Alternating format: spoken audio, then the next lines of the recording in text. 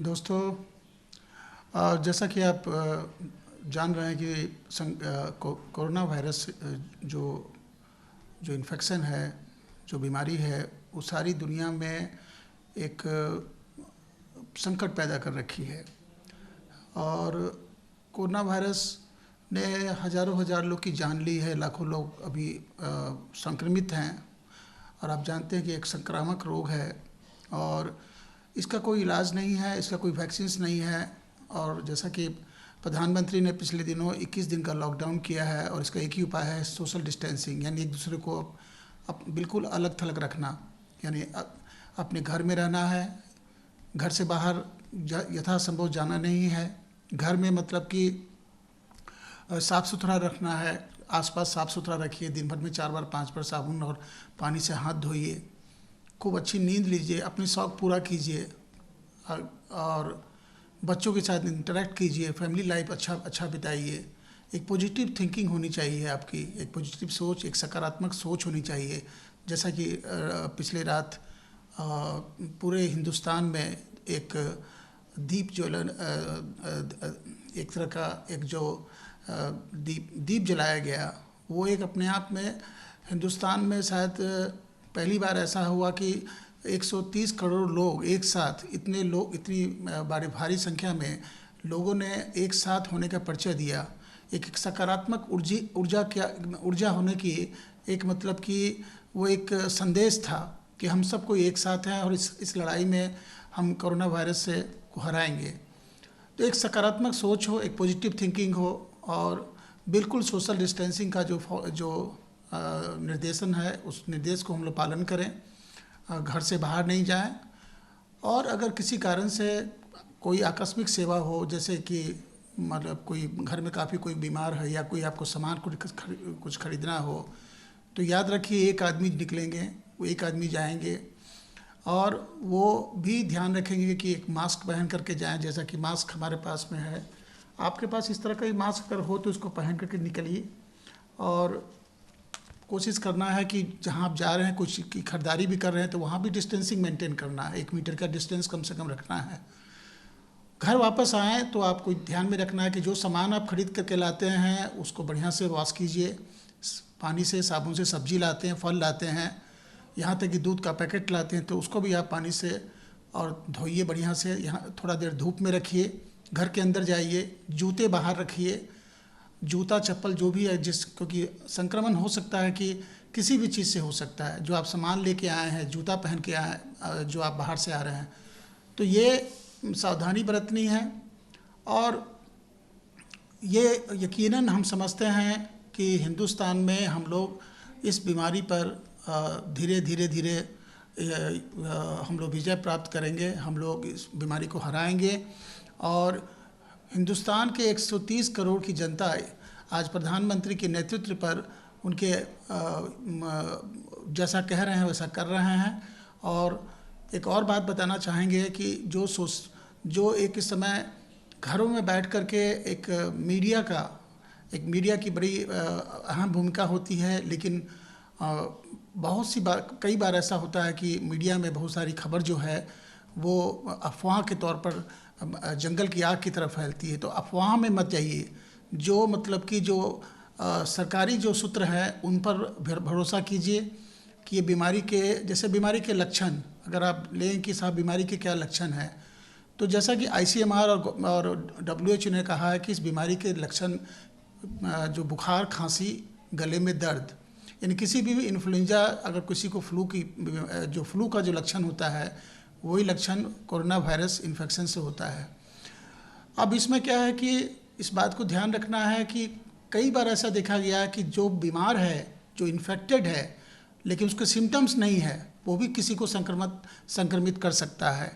तो यानी एसिम्टोमेटिक कहते हैं उसको। इसलिए सरकार ने उन लोगों को जो लोग मतलब किसी के पॉजिटिव केस के कंफर्म के केसेस में कॉन्टैक्ट्स हैं, उनको भी मान के चला है, उनको भी क्वारंटीन कर रखी है कि इनको भी अलग रखना है। क्योंकि अगर सिम्टम्स डेवलप होने में जो इंक्यूबेशन पीरियड है वो 2 से 14 दिन का है, लेकिन मीडियन करीब 5 से 6 दिन के बाद सिम्टम शुरू हो जाता है। लेकिन सिम्टम शुरू होने के पहले भी वो आदमी जो है संक्रमण फैला सकता है। तो ध्यान में ये रखना है कि किसी भी अनजान आदमी को घर पर आने मत दीजिए, पूरा प्रिकॉशन लीजिए।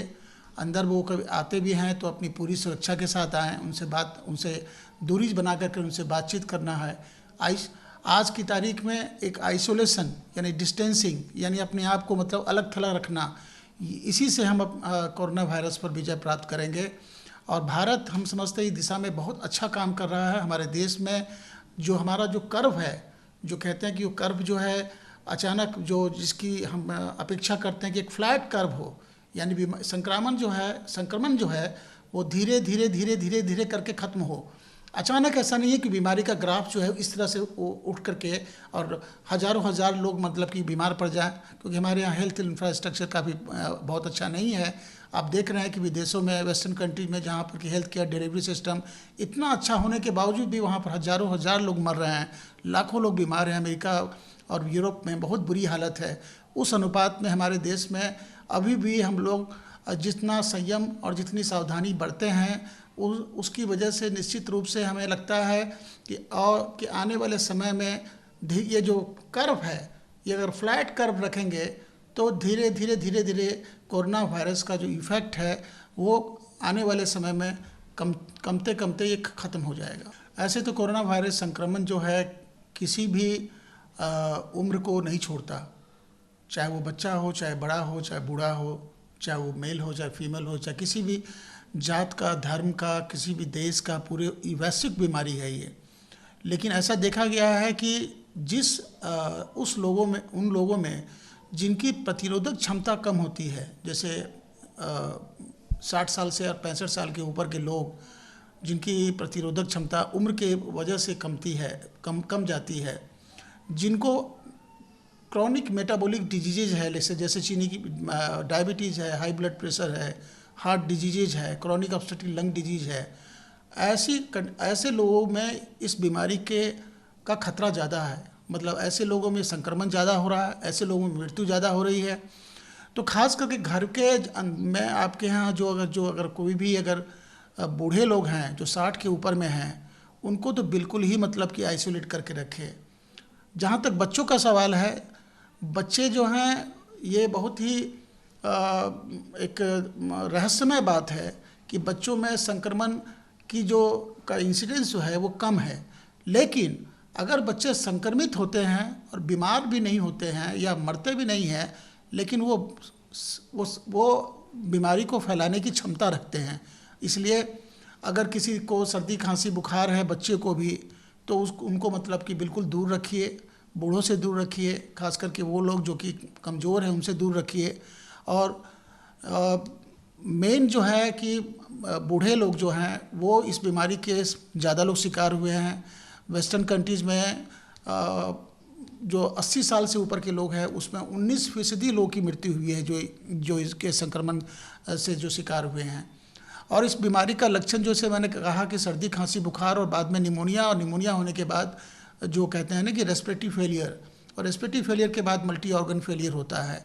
तो ये क्लासिकल मैनिफेस्टेशंस है कि सर्दी, ड्राई कफ, गले में दर्द, बुखार, और उसके बाद मतलब कि निमोनिया सब में नहीं होता। निमोनिया कुछ लोगों में होता है जिसमें कि लड़ने की क्षमता, प्रतिरोधक क्षमता कमती है, और वो प्रतिरोधक क्षमता उनमें कम रहती है जो बूढ़े लोग हैं, जो 65-70 के ऊपर में हैं।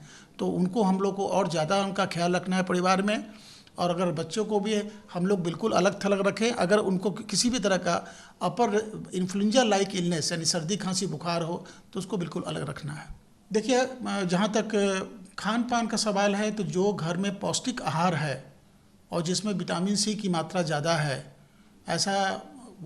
ऐसी चीज़ जो कि हमारे शरीर के अंदर की प्रतिरोधक क्षमता को बढ़ाए, तो जो भी सामर्थ्य के हिसाब से फल खाएं, फल का रस खाएं, लेमन खाएं।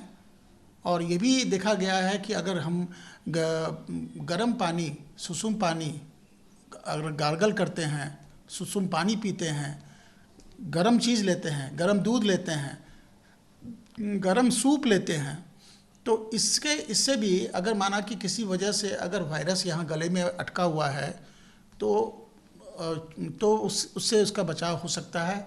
लेकिन ऐसा कुछ है नहीं कि इसके लिए आपको यही खाना है, वही वो खाना है। आपके घर का जो पौष्टिक आहार है वो खाइए, खूब अच्छी निद्रा लीजिए, तनाव में मत रहिए, पैनिक में नहीं रहना है, सावधानी बरतना है। ये मान के चलिए कि ये विपत्ति आई है और ये जानी ही है। ये एक अपने आप में हमें ये सकारात्मक सोच रखनी है, और सकारात्मक सोच रखेंगे तो निश्चित रूप से हम इस बीमारी पर जल्द विजय प्राप्त करेंगे।